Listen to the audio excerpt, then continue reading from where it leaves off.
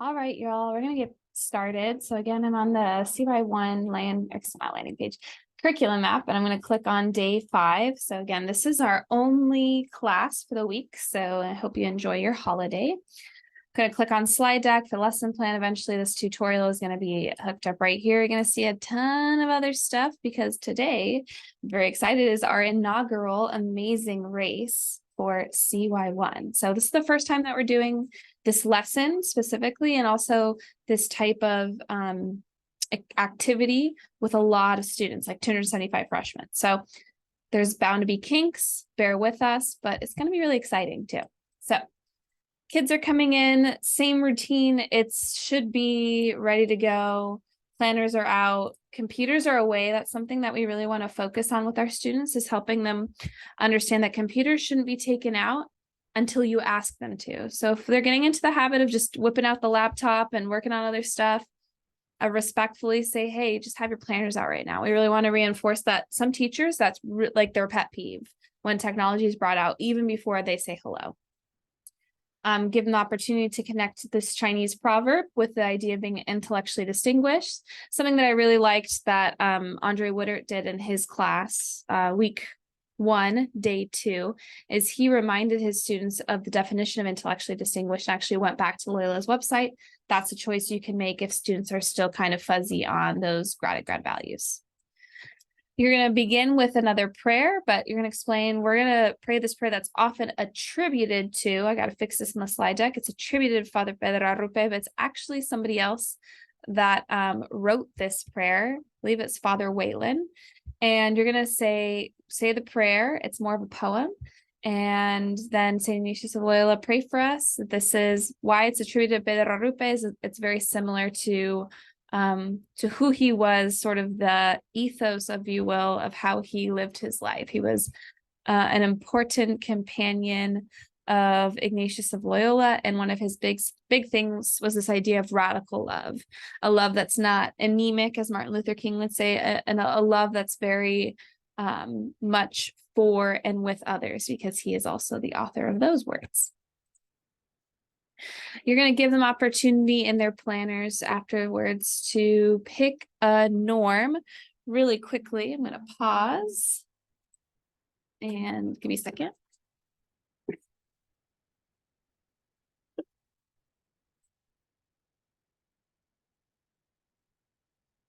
When we are in our planners, which I'm going to show you in just a second, for day 5, you're going to notice that we're going to ask the question in this blue box, which norm is most important for working in a team? Because today is a team day. And I also want you to see that we have 3 questions, just because the outline on, I should go back to the first slide.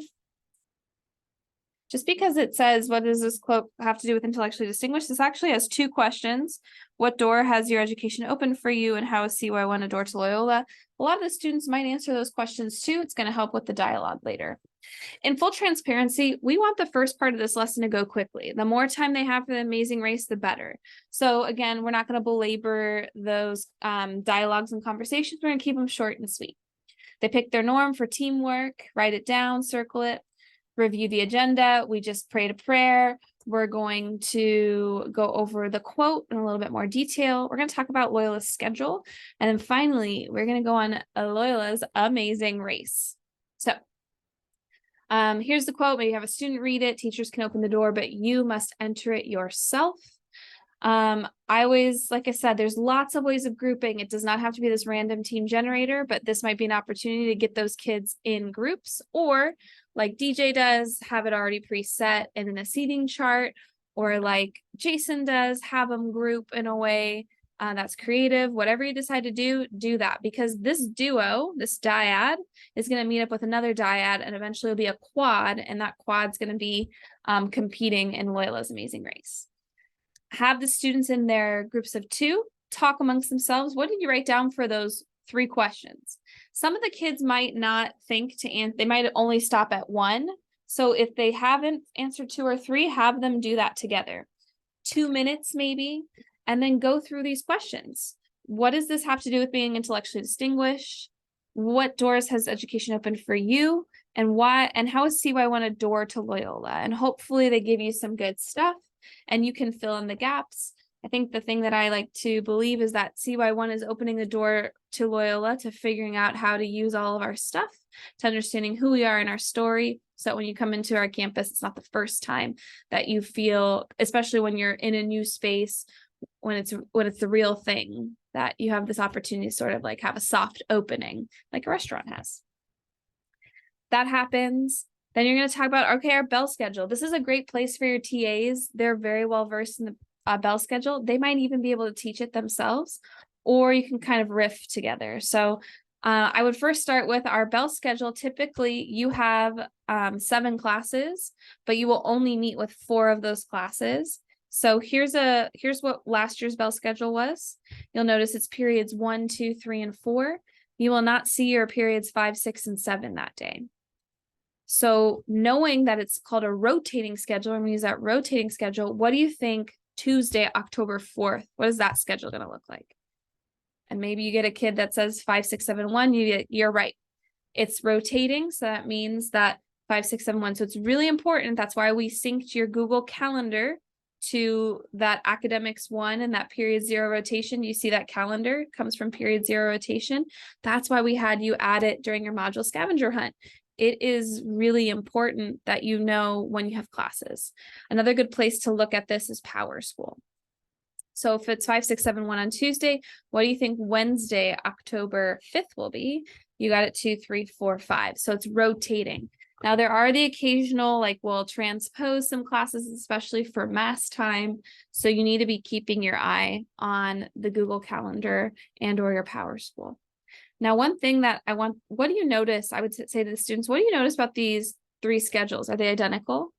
Good. Wednesday, we typically have a late start. And what that means is in the morning, the teachers and adult staff meet. So you don't begin your first hour, your period 2 class, until 9:10. So helping them notice the late start and then explaining this academic time.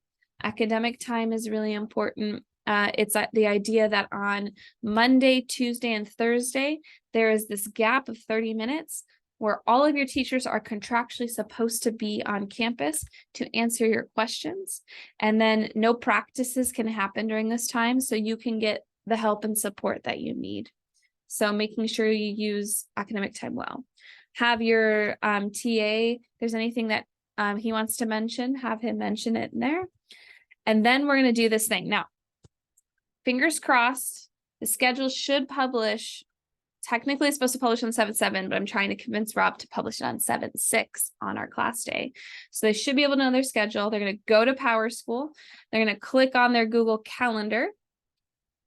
And if they have the 0 period schedule, guess what? We're going to be here in this August week, and we're picking the 2nd. So orientation, you can show them is the 14th and the 16th. But the first day of school is the 17th and the 18th, and you're going to notice it's 1 rotation. And we don't have a 5, 6, 7, 1. It's just a get to know you day. On the 21st, however, it's when it's game on. So in their planners, they're going to flip to their, and it's specifically called second day of school schedule. So if I use my page 23, mathing is hard right now. There we go. They're going to have this school guide that they're going to fill out. And they're going to notice they're going to write their class, their teacher, and their room number for 1, 2, 3, 4, 5, 6, 7, 1, 2, 3, 4, 5 with the late start, 6, 7, 1, 2, and 3, 4, 5, 6. We just want them to have their first day of school or their second day of school scheduled here so that they have it as a reference point on the first days of school so they know where they're going. We're doing this and they're filling it out, and they're going to notice that once they hit Wednesday, we got rid of the teacher just so that they get to know who their teacher is. But for this, they don't have as much stuff to fill out. We just want them to understand and comprehend where they're going before they start school. Now, a lot of them are like, well, that's great, but I don't know where half this stuff is. And that's where Loyola's amazing race comes into play. Today, we want you to just get to know campus as best as you can. So here's how it's going to go. First, we're going to start with the ground rules. first rule is you must return by, and I put on your lesson plans like 5 to 7 minutes before the end of the before the bell rings. We want them to get back to your class and submit this document in a timely fashion. So have them return by 5 minutes before the class. If they don't get there within 5 minutes, they're automatically disqualified from getting the grand prize. That's gonna be important because we really want them to come back to class and not just go off and gallivant. The second thing that we want to tell them is be quiet and walk if you're going inside of a building. Other classes are going on and we have to be respectful of those classes. If they're outside, they can run a little bit, but when they're inside a building, they absolutely should not be running. The next thing is that all clues are on campus, so they don't need to go anywhere beyond their walls, and plus they're not allowed to go. That's why there's security on grounds. And then finally, some of the clues require that they talk to people and they ask for selfies and pictures, and so they need to be respectful to those folks and say hello and thank you. The way the race works is that they can go in any order. They must complete at least 10 of the tasks, and it is graded. So it's graded for each task. It's a point per task. And then some of the tasks might require them using internet or doing research, and they can use their phone since they need to be mobile to do this. So let them know these things. Then you can go ahead and group them. So you're in dyads. Each dyad, find another dyad. You should be a group of 4. Great. In those group of 4s, I need you to name a team captain. When the team captain is ready, go ahead and raise your hand. So they raise their hand. Okay, team captain, these instructions are for you. So I need you to listen carefully. Go ahead and take your laptop out. I want you to go to Canvas, Modules, Week 3, Intellectually Distinguish. So again, I'm going to go to, if I'm modeling, Canvas, Modules, Week 3. This clue sheet, again, is published already, but and they don't see it until actually the day of the race. But again, I want this to be something that they see. They're going to open this document. Here's what often happens. The students, it doesn't always load. I'm fortunate that it loaded for me. They can always click right here on the top writing, and it'll open it in a separate tab. That's usually what I tell students to do. They're going to go to File.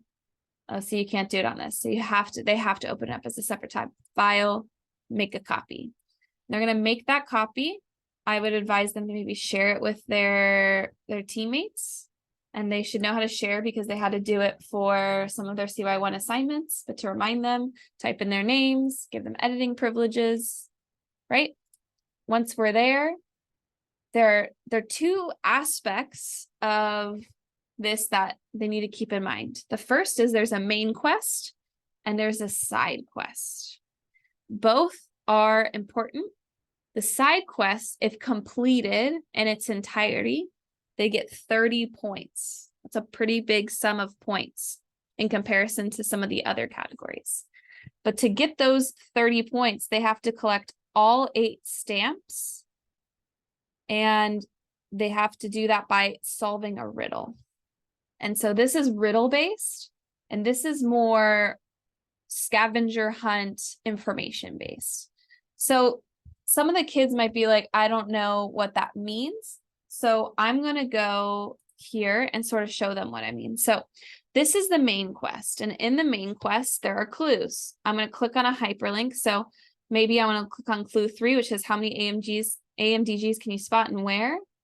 And then I'm going to read the clue. How many AMDGs can you spot and where? Not ad majorem Dei gloriam spelled out. That's important. Name of building and location. I'm going to type that here, and the number. That's how I'm going to complete this one.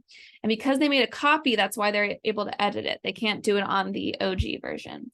If they finish that, they can go back to the top. Notice that this is only 2 points. Get a selfie with the Pope, right? So for anything that has, I'm going to go back for a second. Anything that has a camera item or icon means that they're going to take a picture. It requires photographic evidence. Anything with the star icon has bonus points attached to it. And then finally, if I go back to the instructions right here, the side quest, the first riddle is written for them. If they can solve this riddle and find the location, they can then get their next clue and get their stamp. So side quest again is 30 points. Most of these are anywhere from 1 to 5 points. So just to give them some perspective. The idea for this amazing race is to try to answer as many as they possibly can within the time period with 5 minutes to spare before the end of the period. The team that has the highest number of points, 120 points possible, for their class, they will compete against every other CY class, and whoever wins gets the grand prize. And they might ask you, what is the grand prize? And they'll be like, you'll find out. Most likely gift cards or food of some kind. While they're on a race, which is probably the last 40, maybe even 50 minutes of the class period, I would say you're welcome to be outside, hang out, maybe provide them some clues. For my alum teachers like Fred and Jason, there's a clue about take a picture with an alum teacher or 2 alum teachers, take a selfie. So just be prepared since they probably know that about you, but that's coming.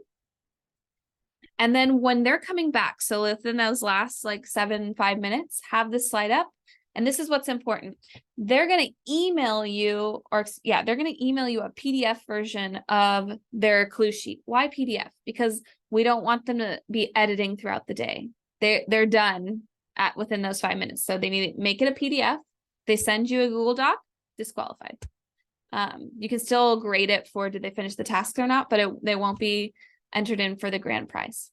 Email them a PDF version if they're not sure how to do that. They go to File, Download, PDF, and then they're going to attach it as an attachment with that little paperclip icon on their email. If they want their teammates to get credit, they need to CC the teammates, and then you use proper email etiquette. What is that going to do for you? You're not going to get a million submissions on Canvas. You're just going to get those 5 groups and their teams and their sheet. So it's going to hopefully streamline the process as opposed to them all submitting this document. Some particular asks. Don't grade the main quest. Don't. You don't need to. Just make sure that they've done 10 tasks, 10 out of 10. What you should do though is you should tally the correct. So you do have an answer key so you can tally the correct points and figure out which group is your highest scoring group. Tell me that score, tell me the names, and then between all of the different classes or among them, I'm going to determine who has the highest amount of points and then give that group the grand prize. This should be a fun day. It should be an active day. It's a lot of movement. Make sure that they're well hydrated, but hopefully this will give you a little bit of a break, not a ton of grading and no homework for the kids. So it should be a good day.